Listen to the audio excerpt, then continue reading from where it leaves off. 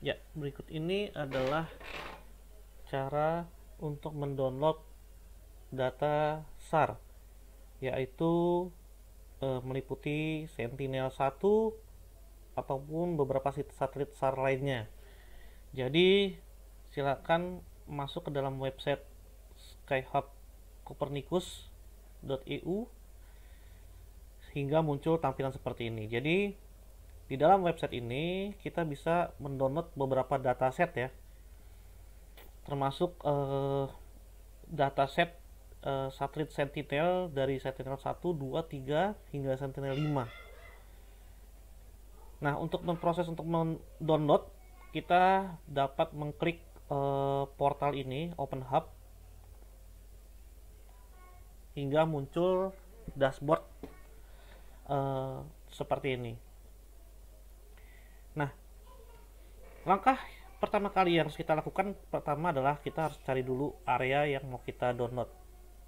Katakanlah saya mau mencoba mendownload area dataset yang mengcover atau merekam di wilayah sekitar Bali ya. Nah, cara menggambar batas areanya kita bisa klik tombol ini yang sebelah kanan ini, kita switch ya.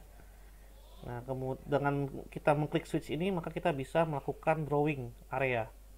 Nah, jadi kita klik lagi sampai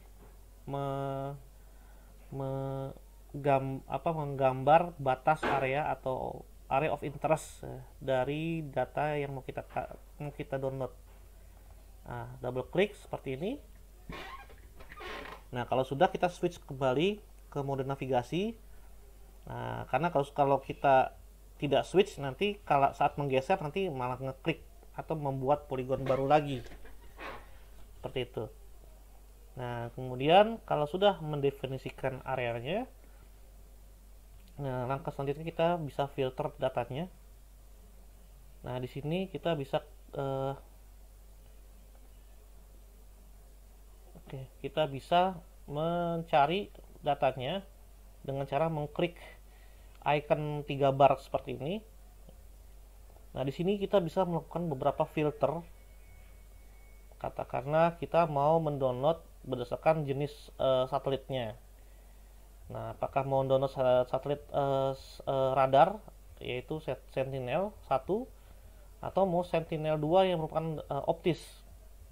Ya, jadi misalkan saya mau mendownload radar ya, sensor radar, maka pilihnya yang Mission Sentinel 1 platformnya. Nah, seperti di checklist. Kemudian, nah, ini Sentinel ini dia memiliki dua satelit ya, yang merekam secara bersamaan dengan orbit yang berbeda, sehingga menghasilkan atau membuat temporal perekamannya menjadi lebih tinggi. Nah, kita bisa memilih salah satunya karena perbedaannya hanya pada orbit saja sih sebenarnya. Misalkan saya mau pilih yang S1A aja ya, 1A. Kemudian polarisasi, apakah mau single polarisasi atau mau dual polarisasi. Nah, saya pilih yang dual polarisasi, bisa HHV atau VV-VH. Kecenderungan sepertinya Sentinel 1 ini kebanyakan tersedia dalam dual polarisasi VV-VH ya. Nah, seperti ini. Nah, selain itu kita juga bisa filter berdasarkan tanggal perekaman nih. Misalkan spesifik mau tanggal perekaman tertentu, kita bisa pilih start periodnya sampai end periodnya ya. Misalkan start periodnya saya mau mencari dataset yang merekam sekitar bulan-bulan Januari sampai bulan Januari, berarti tanggal 1 sampai saya pilih sini tanggal 30 Januari ya.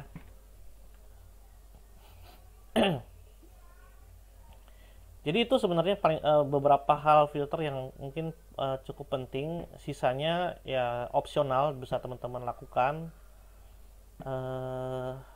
Kalau sudah, kita bisa langsung melakukan pencarian, tinggal di search. Nah, cuma di sini kita harus login atau punya akun ya. Kalau belum punya akun kita bisa sign up. Kalau sudah sign up kita dapat akunnya, kita bisa langsung login. Nah, seperti ini. Nah, kemudian baru kita bisa lakukan pencarian datanya.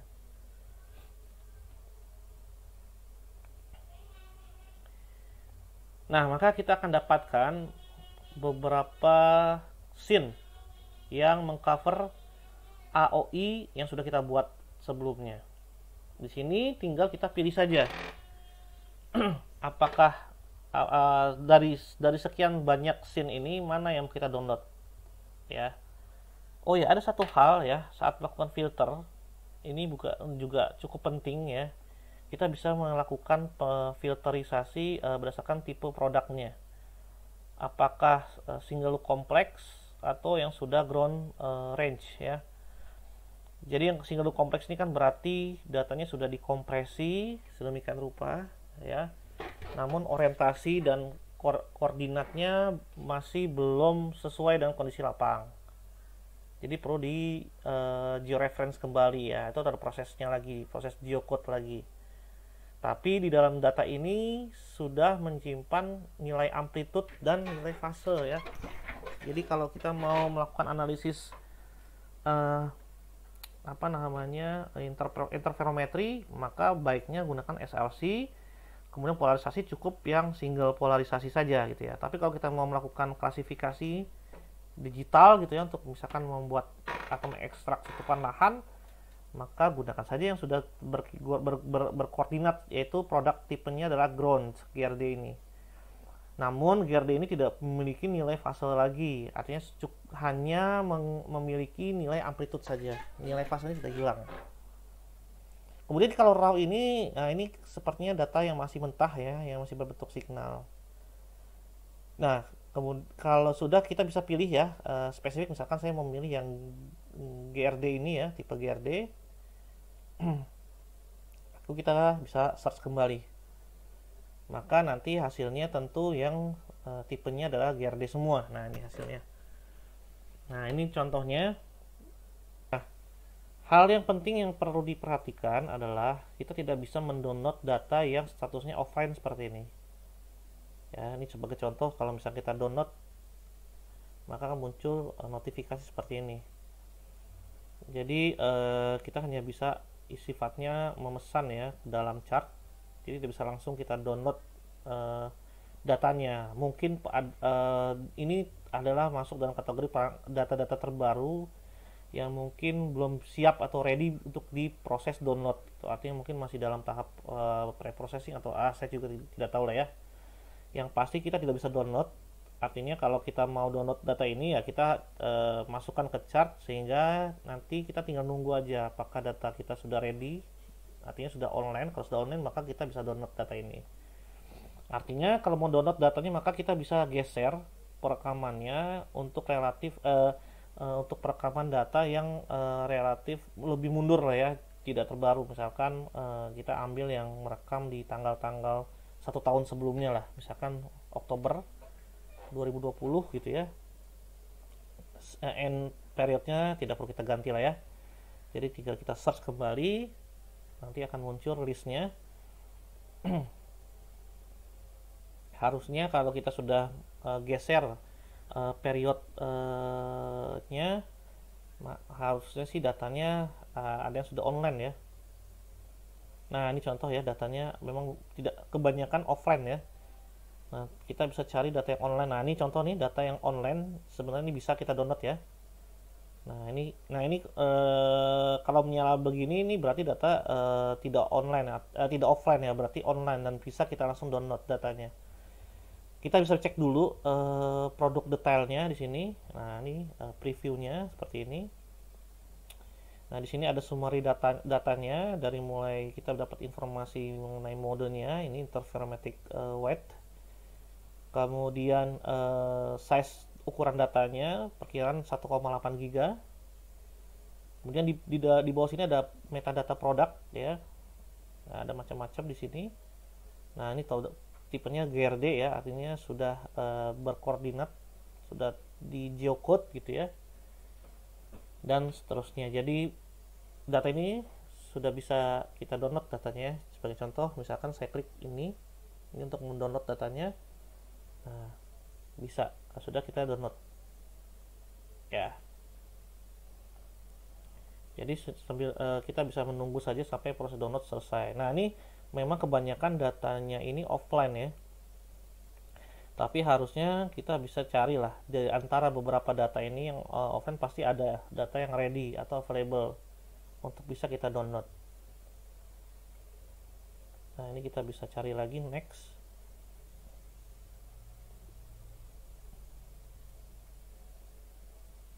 Ya, memang kecenderungan datanya banyak yang offline ya.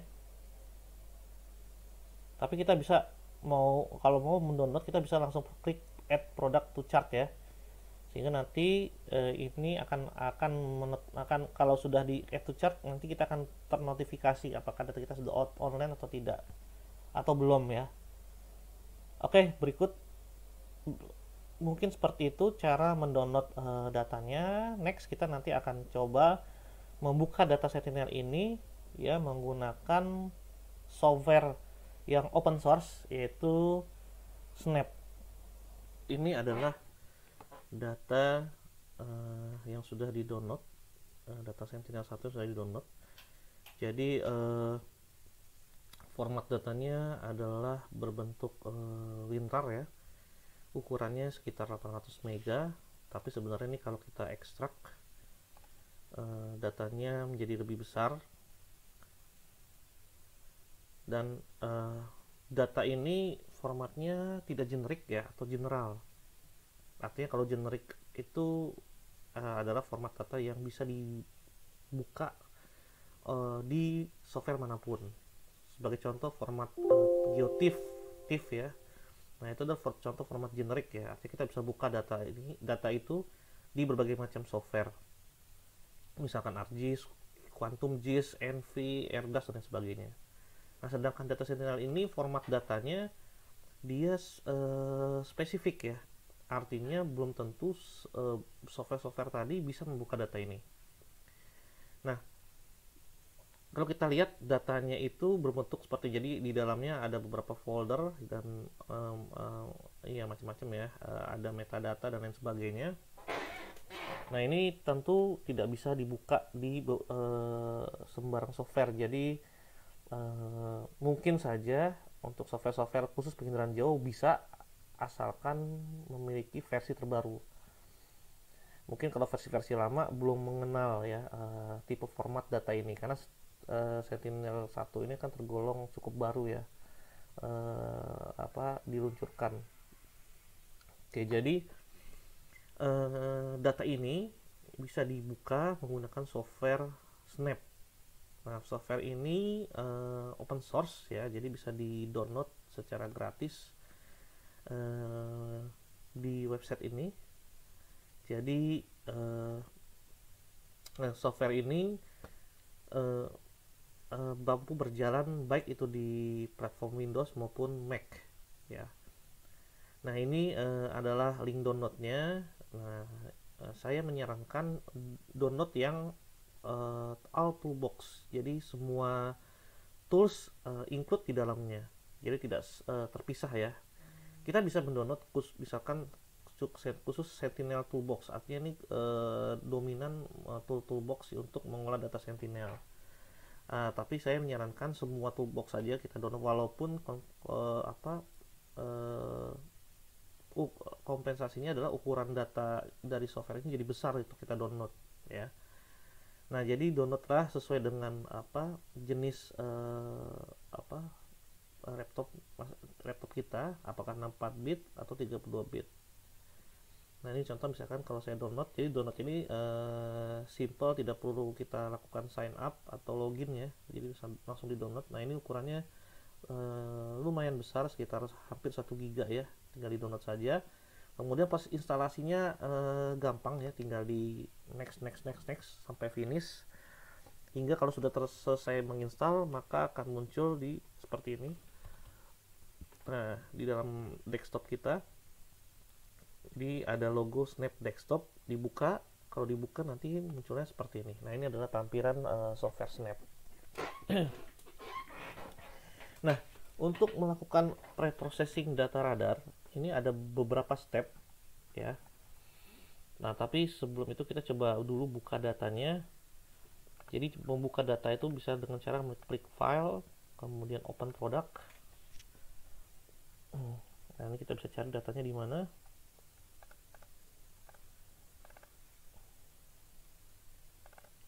Tentu bukalah datanya yang sudah diekstrak ya.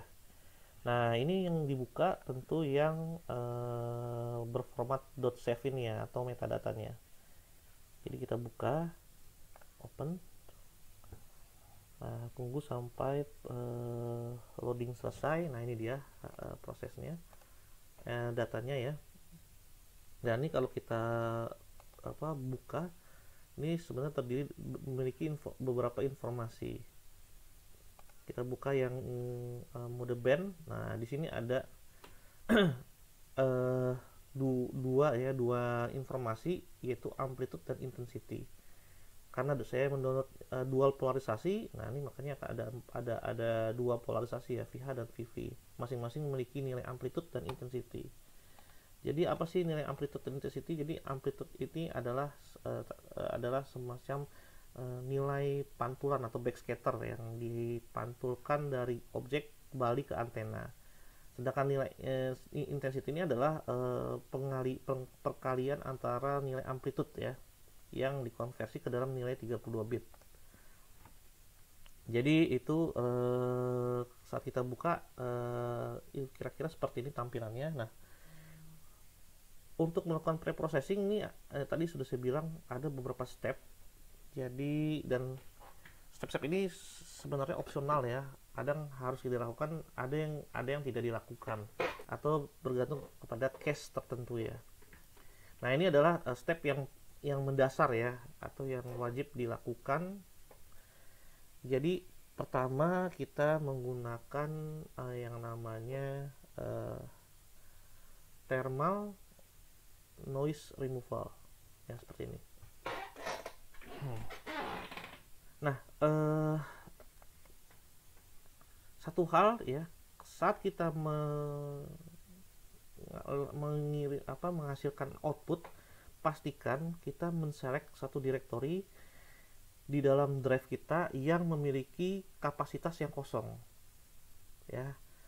Jadi nanti outputnya itu dia berupa directory, jadi kita tidak bisa merename outputnya. Jadi kita memasukkan satu folder di dalam folder yang sudah kita define sebagai folder output. Disitulah tempat menyimpan datanya. Nah, karena prosesnya ini panjang, ada beberapa step, tentu hasilnya nanti bisa memenuhi kapasitas harddisk kita. Makanya jauh-jauh sebelum kita proses, baiknya dicek dulu apakah harddisk kita sudah kosong atau jangan-jangan masih sudah penuh ya, seperti itu.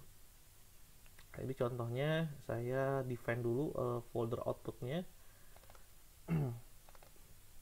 Nah, saya buka di sini output. Nah, ini saya sudah buat satu folder output, kemudian saya select.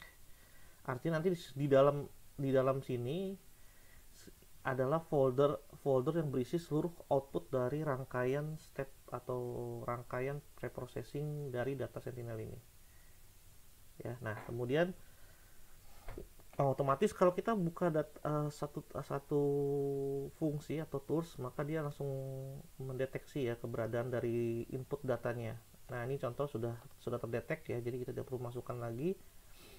Kemudian preprocessing kita bisa gunakan dua polarisasi ini, VV dan VH. Nah, apa itu remove thermal noise? Ini kita run saja.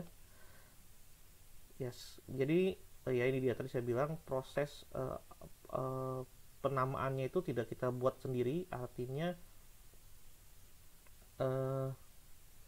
nanti mereka si software ini yang akan membuat penamaan sendiri ya, seperti itu. Nah, ini prosesnya berjalan. tunggu sampai beberapa saat. Nah, apa itu thermal noise?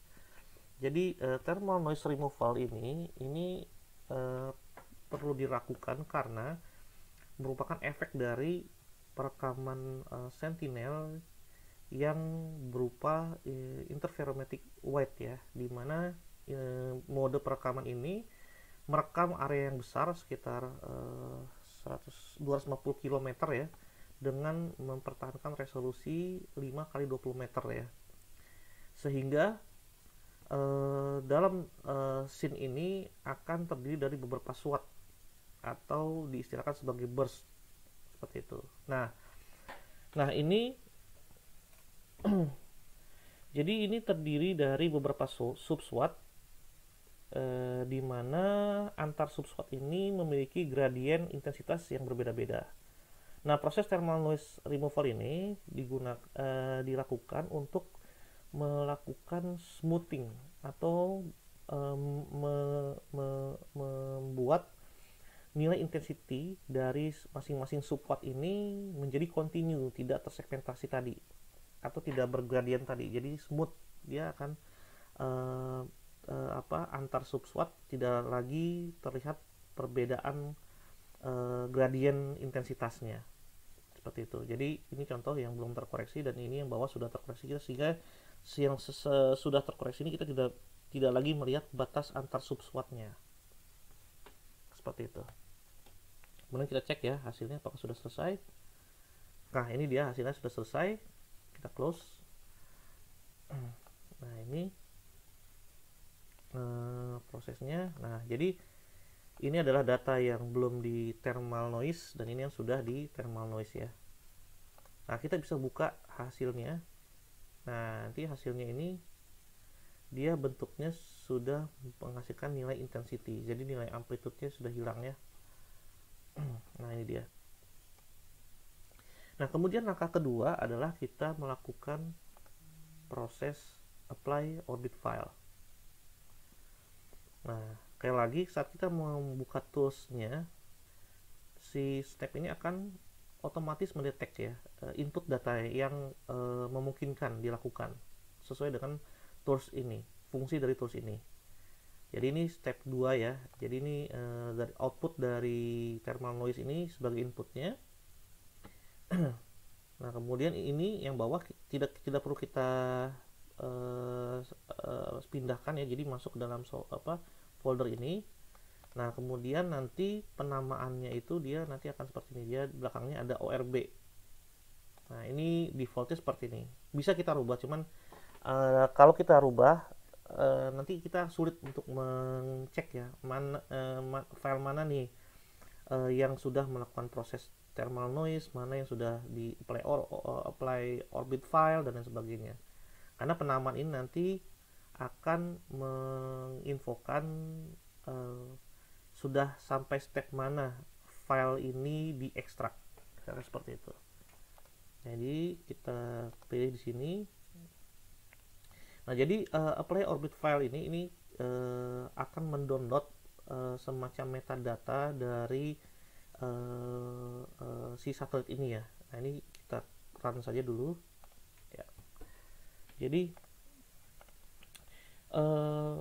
metadata yang dibawa saat kita mendownload data Sentinel-1 ini sebenarnya ada, namun dia tidak akurat ya, sehingga kita perlu mengupdate orbit filenya dengan metadata yang terbaru seperti itu. Jadi proses ini sebenarnya untuk mengupdate metadata orbit satelit yang mana orbit metadatanya ini menghasilkan data yang lebih akurat dibandingkan file bawaannya. Termasuk di dalamnya adalah informasi terkait posisi maupun kecepatan satelit yang selalu diupdate secara otomatis.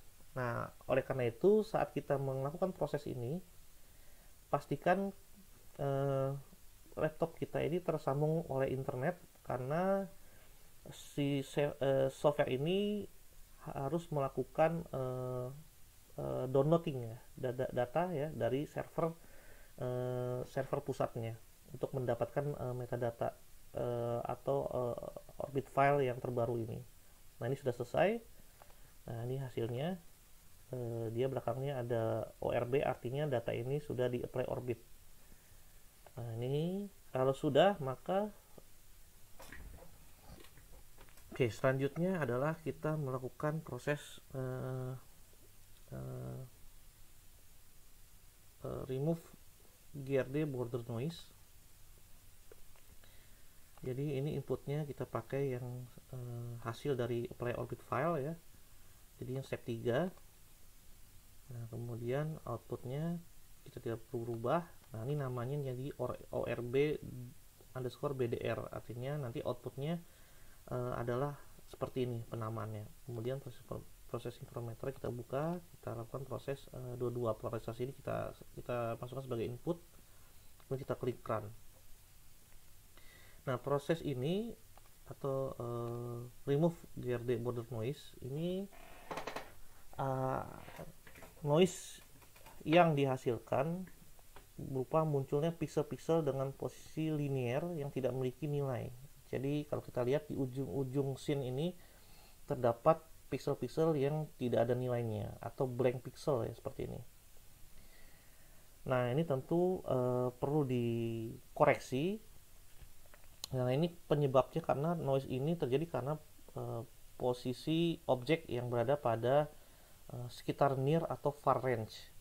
Near atau far range ini maksudnya near itu berarti objek ini dekat dengan sensor, sedangkan far range itu berarti dia jauh dari sensor.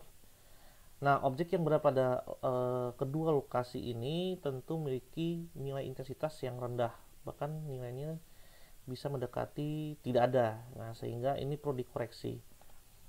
Nah, sehingga proses koreksinya seperti ini. Jadi ini contoh yang masih memiliki border noise.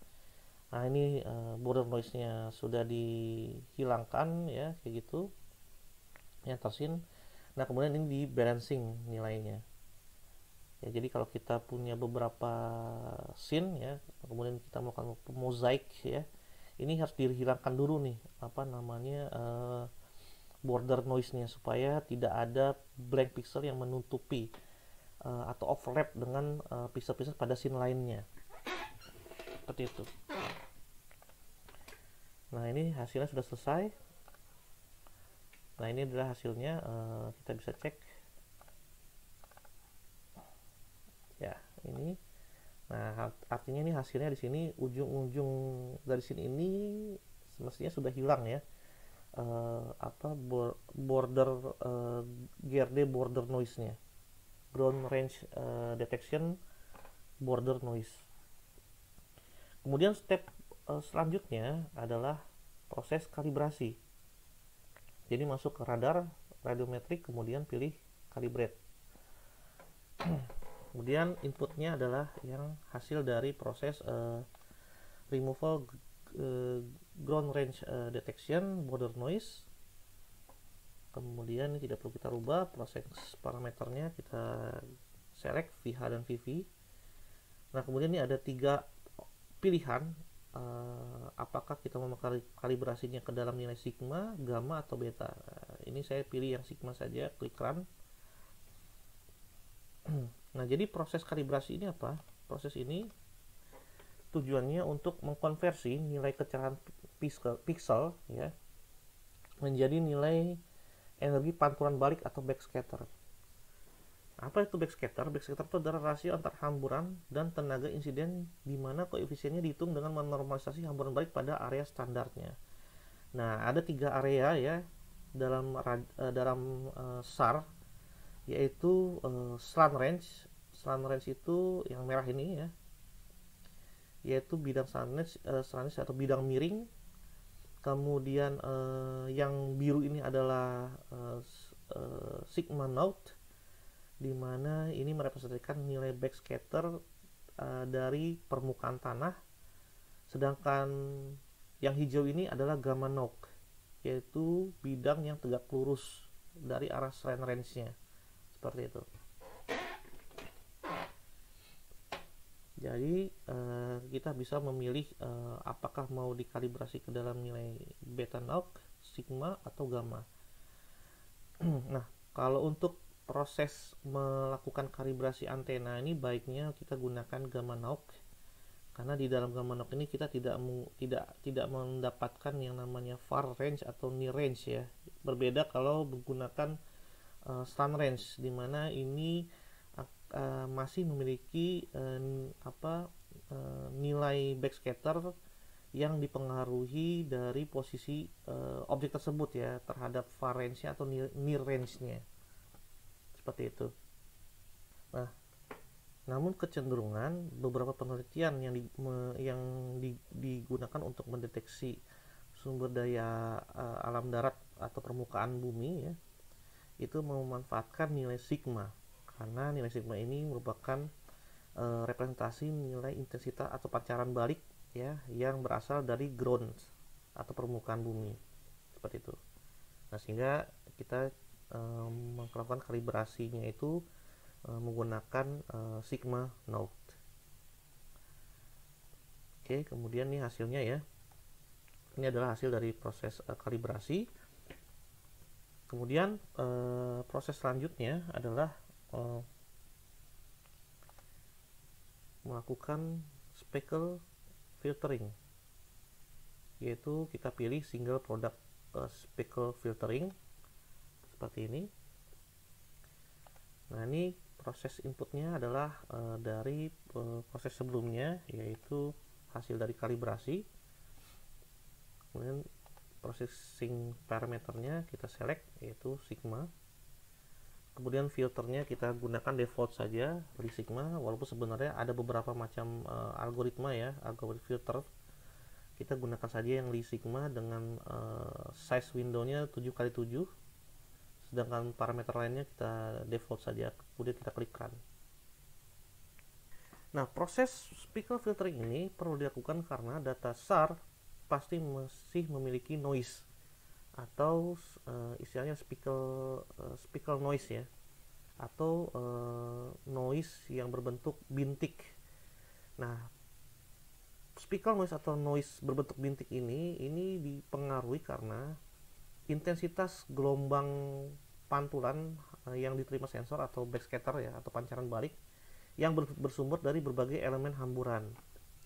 Nah, jadi kan elemen hamburan ini bisa meliputi atau dipengaruhi dari sifat-sifat objek seperti kekasaran objek, ketinggian objek, sifat panjang gelombang radar ya, sudut depresi, polarisasi, dan arah pengamatan antena.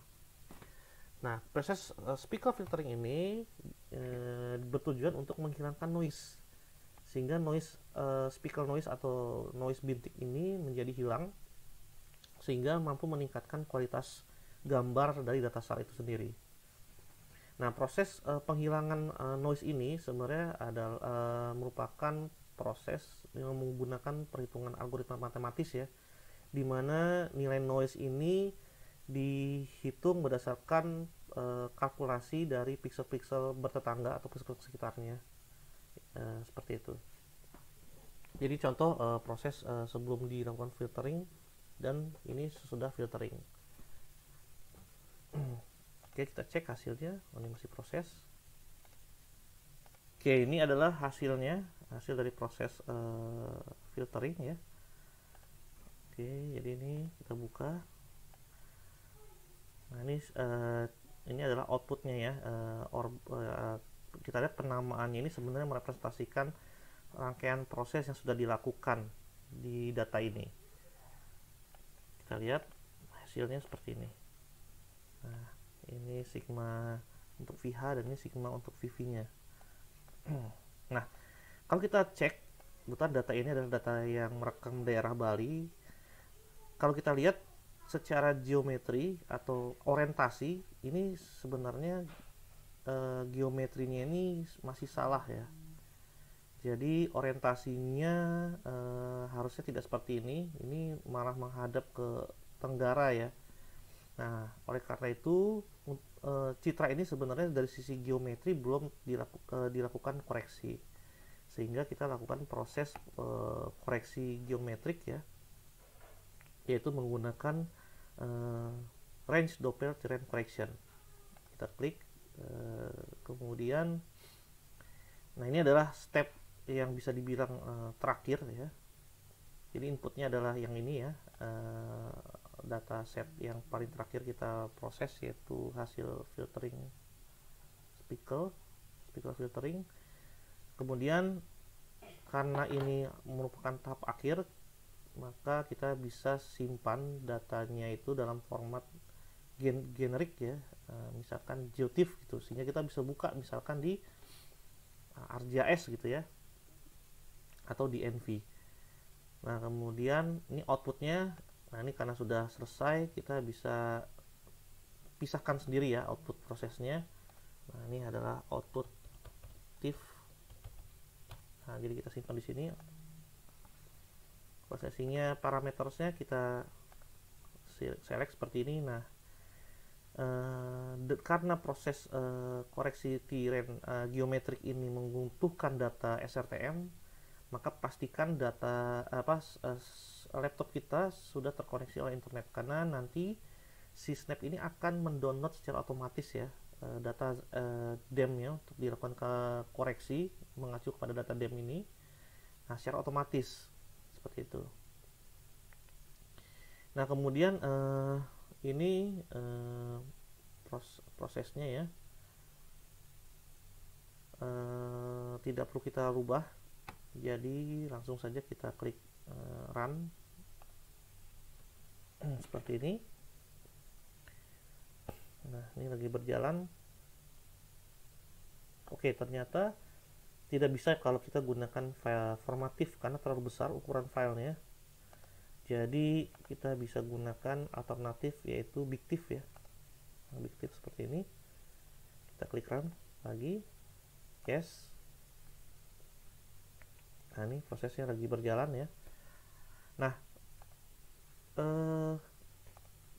proses range Doppler terrain correction ini perlu dilakukan karena data SAR ini merekam secara menyamping seperti kita ketahui ya, sehingga mengakibatkan berbagai macam distorsi. Lagi geometri sistem radar ini ya, ini merekam hingga menghasilkan SWOT pada permukaan tanah yang dipresentasikan dalam citra dan diistilahkan sebagai slant range, di mana slant range ini diistilahkan dalam dua istilah ya, dibagi menjadi dua area lah ya, ada near range dan far range. Nah dimana efek near range dan far range ini nanti akan mempengaruhi distorsi pada objek yang direkam. Misalkan objek-objek yang memiliki posisi dekat dengan sensor atau berada di near range ini nanti akan mendapatkan respon pantulan atau backscatter duluan nih, dibandingkan objek-objek yang berada pada far range atau jauh dari sensor. Nah ini contohnya nanti bisa jadi akan menghasilkan distorsi semacam layover. Kita lihat misalkan titik B ini objek ini adalah objek yang memiliki ketinggian, di mana puncaknya adalah titik B, dasarnya ada titik A.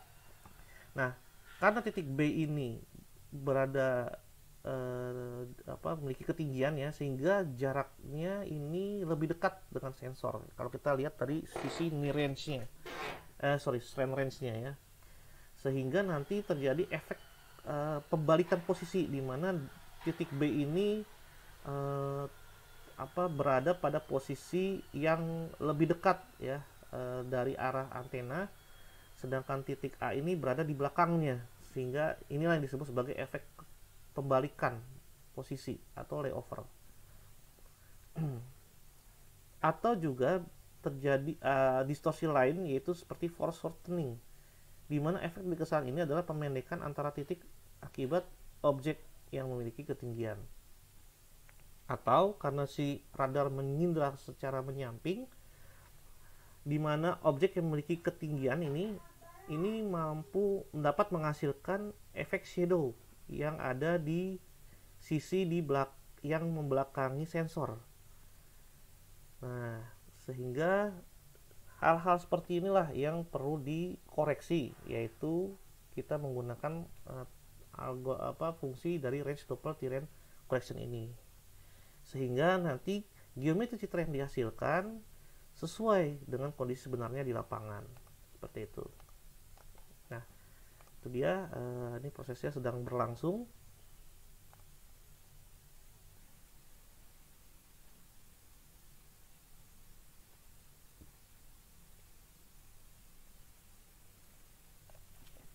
Oke, jadi ini proses range dopility line correction sudah selesai.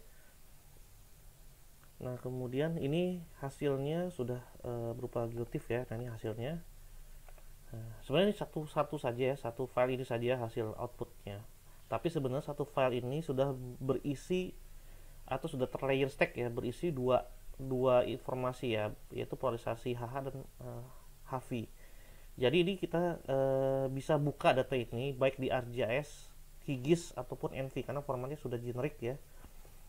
Nah, ini contoh saya buka di ENVI, memang agak lama prosesnya dan awal mula saat saya buka ini warnanya hitam. Namun setelah berapa lama itu setelah proses calculate piramidnya selesai baru nanti muncul gambarnya seperti ini. Nah, ini dia hasilnya.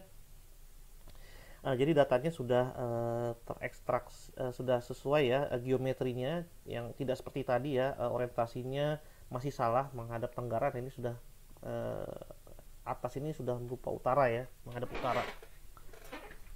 Nah, ini kalau kita buka di sini, nah ini band 1, band 2 ini merepresentasikan nih band HH dan band HV.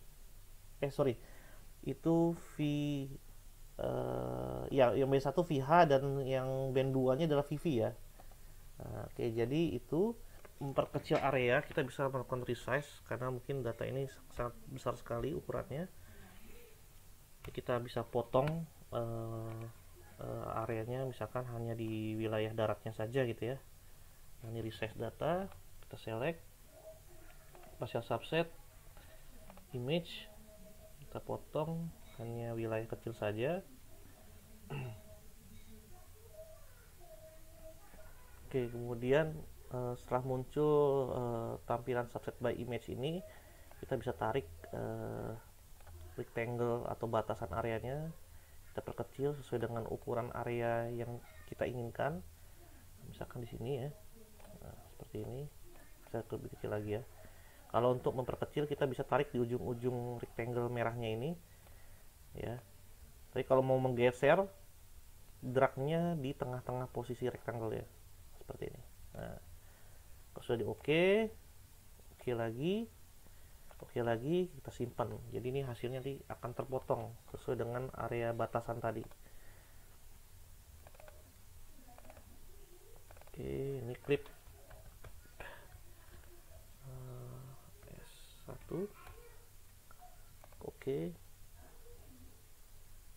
tunggu sampai selesai prosesnya.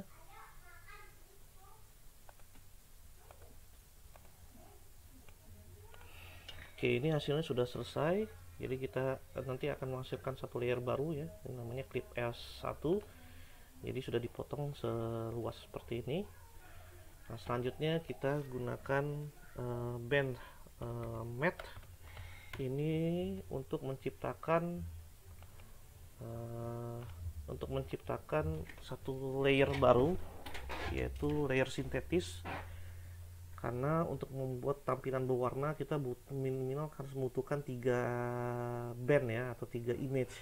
Nah, ini kan berhubung baru ada 2 ya, karena polarisasinya dual, VH dan VV. Jadi kita buat polarisasi sintetis ya, yang merupakan turunan dari kedua polarisasi tadi, yaitu menggunakan rumus VH dibagi VV. Jadi di sini kita buat B1 dibagi B2 formulanya, dimana B1-nya adalah kita pakai yang ini ya, yang hasil klip yang sudah diklip. Nah, ini yang atas itu adalah VH, yang bawahnya VV. Kita simpan.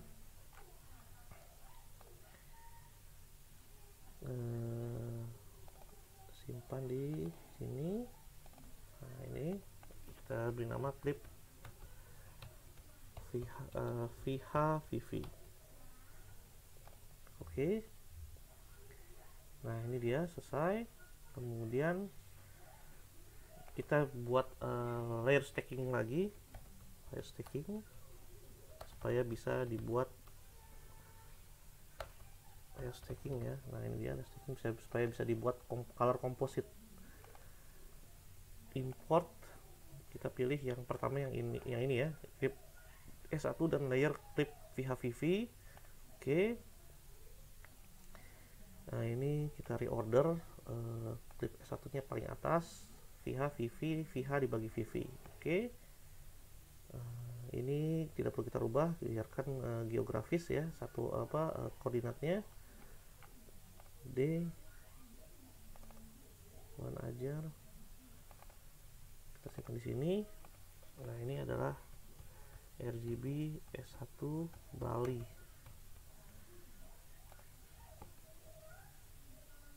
Oke, selesai. Nah ini dia tampilannya, jadi kita bisa change. Nah ini hasilnya, ini adalah tampilan komposit VH VV, VH dibagi VV. Selesai.